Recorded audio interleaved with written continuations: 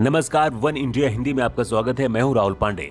कर्नाटक विधानसभा में विवादास्पद धर्मांतरण विरोधी विधेयक जोरदार हंगामे के साथ पारित हो चुका है। मुख्यमंत्री बसवराज बोम्मई ने कहा है कि विधेयक संवैधानिक और कानूनी दोनों है और इसका मकसद धर्मांतरण की समस्या से छुटकारा पाना है। विधेयक में 25,000 रुपए के जुर्माने के साथ ही 3 से 5 साल तक की कैद का प्रावधान है, जबकि नाबालिग, महिलाओं, अनुसूचित जाति, जनजाति के संदर्भ में प्रावधानों के उल्लंघन पर अपराधियों को 3 से 10 साल तक की कैद का प्रावधान है और कम से कम 50,000 रुपए तक का जुर्माना।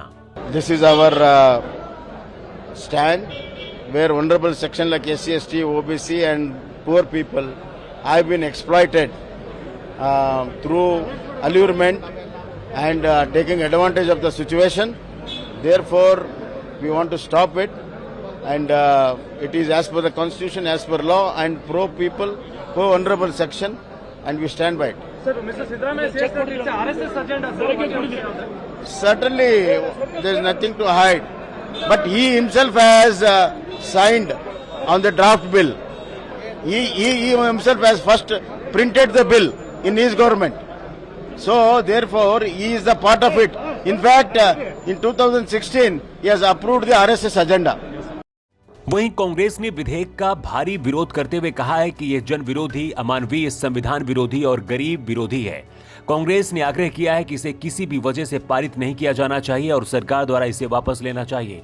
जनता दल एस ने भी विधेयक का विरोध किया है। यह विधेयक मंगलवार को विधानसभा में पेश किया गया था। इस विधेयक में धर्म की स्वतंत्रता के अधिकार की सुरक्षा और बलपूर्वक अनुसूचित प्रभाव, जबरदस्ती, प्रलोभन या फिर किसी भी कपटपूर्व तरीके से एक धर्म से दूसरे धर्म में गैर कानूनी अंतरण पर रोक लगाने का प्रावधान है। विधेयक में अभियुक्तों को धर्मांतरण करने वालों को मुआवजे के रूप में 5 लाख रुपए तक का भुगतान करने का प्रावधान है। वहीं सामूहिक धर्मांतरण के मामलों के संबंध में 3 से 10 साल तक की जेल और 1 लाख रुपए तक के जुर्माने का प्रावधान है। इस विधेयक के तहत किए गए अपराध को गैर जमानती और संज्ञेय घोषित किया गया है।